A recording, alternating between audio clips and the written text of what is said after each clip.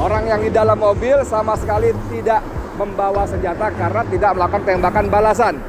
Jadi langsung dipalang gitu, dari depan nembak pakai laras panjang. Saya tanya, kamu lihatnya pakai pistol apa laras?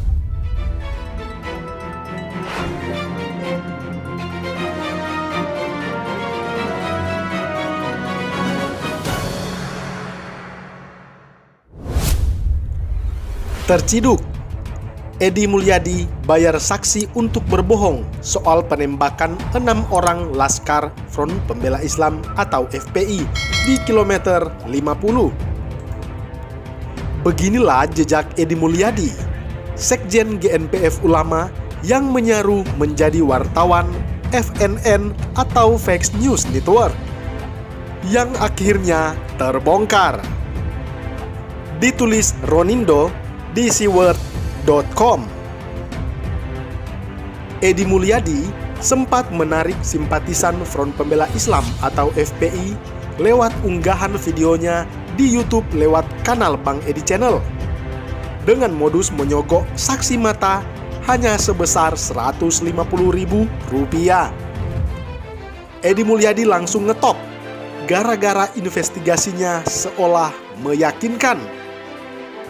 Para penonton yang tidak kritis terbohongi mentah-mentah olah cara Edi mendramatisir dengan sandiwara kepalsuan yang menyihir.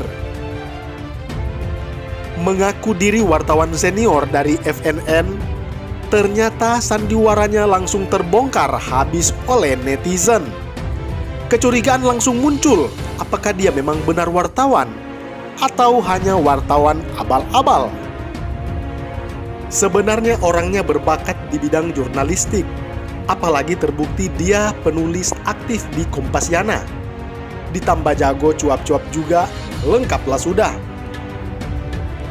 Edi Mulyadi memakai model investigasi jurnalis untuk menggali keterangan saksi mata penembakan Laskar Khusus Front Pembela Islam atau FPI di kilometer 50. Tetapi karena sudah beriman penuh dan tunduk pada Imam Jumbo, maka akal sehatnya pun langsung berkarat.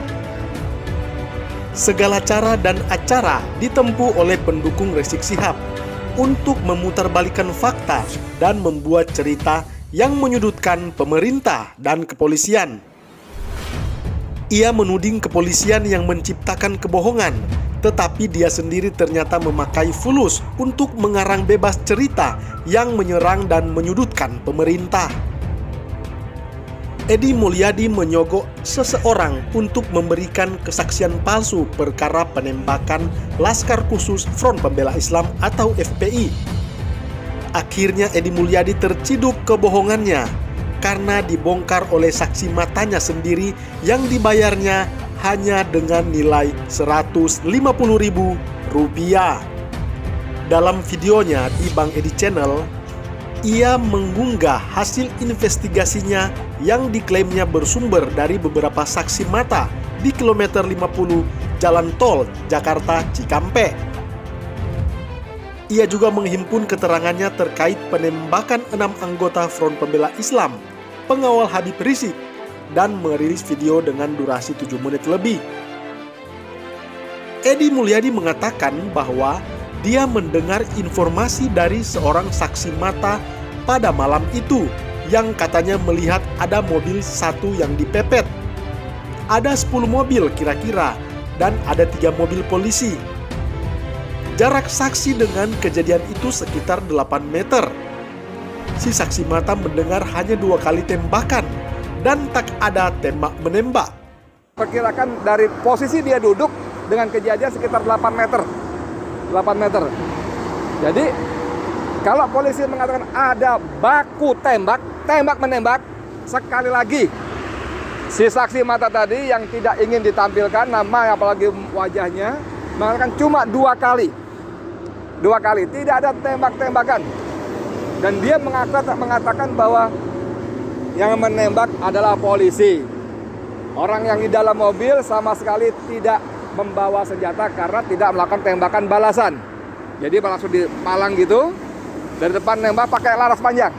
Saya tanya, kamu lihatnya pakai pistol apa laras panjang? Laras panjang. Benar, laras panjang. Menurutnya, orang yang ada di dalam mobil itu tak membalas dan tak membawa senjata. Katanya lagi, para polisi menggunakan senjata laras panjang. Jadi kesimpulan, si Edi Mulyadi ini hendak memastikan fakta dari kepolisian dengan kesaksian dari Front Pembela Islam. Edi Mulyadi mau menegaskan bahwa tak ada baku tembak di dalam mobil, tak membalas tembakan dan tak membawa senjata api. Ia juga menyimpulkan dari dekat TKP bahwa informasi dari polisi itu tidak akurat dengan rujukan dari beberapa saksi yang diklaimnya sudah diwawancarainya. Edi sendiri tak berani bilang bohong. Saya tidak berani bilang bohong, tapi tidak akurat. Karena saya bicara dengan beberapa saksi tidak ada baku tembak di sana, meskipun kejadian dini hari. Jalur ini ramai dan tidak ada garis polisi. Yang ada polisi usir orang-orang yang datang, ujar Edi Mulyadi. Lalu ia bernarasi bahwa Komnas HAM bersuara bahwa sudah ada abuse of power. Jadi di sini kok malah jadi opini, dari investigasi jadi subjektif. Jadilah ketahuan si Edi Mulyadi ini ternyata wartawan Front Pembela Islam atau FPI juga. Dan akhirnya seorang saksi mata yang dibayar oleh Edi Mulyadi akhirnya buka suara. Saksi mata itu mengungkapkan bahwa saya saksi di kejadian itu di rest area kilometer 50. Saksi itu juga menyatakan bahwa pada tanggal 9 Desember, seseorang yang bernama Edi Mulyadi yang datang kepadanya untuk membayar sebesar Rp150.000. Tujuannya, kata saksi itu, untuk mengatakan yang tidak sebenarnya. Lalu orang itu menjawab kepada Edi Mulyadi, "Oke, saya akan mengatakan apa yang Anda katakan." Beginilah kumpulan pembohong memang akan selalu ngumpul dalam lingkungan dan habitatnya para pembual dan para pendusta. Edi Mulyadi termasuk di dalamnya. Jadi siap-siap untuk mempertanggungjawabkan video yang penuh hoax itu. Berikut rekam jejak digital dari seorang Edi Mulyadi. Sebagai seorang calon legislatif Partai Keadilan Sejahtera atau PKS yang gagal, Edi juga ternyata korlap PA 212 untuk kegiatan demo aksi 212 dan demo kekinian yang memprotes pemerintah secara brutal. Di samping itu juga, ia menyaru sebagai ustadz. Pokoknya, Edi Mulyadi ini orang yang serba bisa. Provokator merangkap korlap dan menjadi penceramah agama, termasuk jadi wartawan abal-abal. Makanya ngaku diri dari media FNN. Itu membuat geli, karenanya ada yang memplesetkan FNN itu menjadi fake news network, mau niru-niru CNN dan memilih FNN, jadinya konyol bin tolol. Aksi yang terbilang ikut menyeret namanya adalah dia pernah menjadi demo korlap, demo aksi anak NKRI di akhir Juni 2020. Jangan percaya dengan nama aksi yang seolah-olah nasionalis, tetapi isinya radikalis semua. Pada saat itu terjadi pembakaran bendera PDIP yang menghebohkan. Ketika ditanya, si Edi tak mau bertanggung jawab dan mengaku tidak tahu. Kasus ini pun sempat masuk dalam penyidikan kepolisian. Jadi jejaknya sebagai provokator baik di media maupun lapangan sangat komplit, serba bisa. Orang seperti ini yang sangat berbahaya karena ikut terjun di semua medan dan masuk di hampir semua lini, baik di ormas keagamaan maupun politik.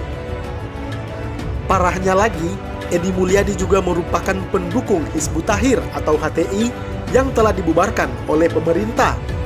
Bersama 212 dan FPI, mereka masuk dalam satu barisan bersama Hizbut Tahrir Indonesia.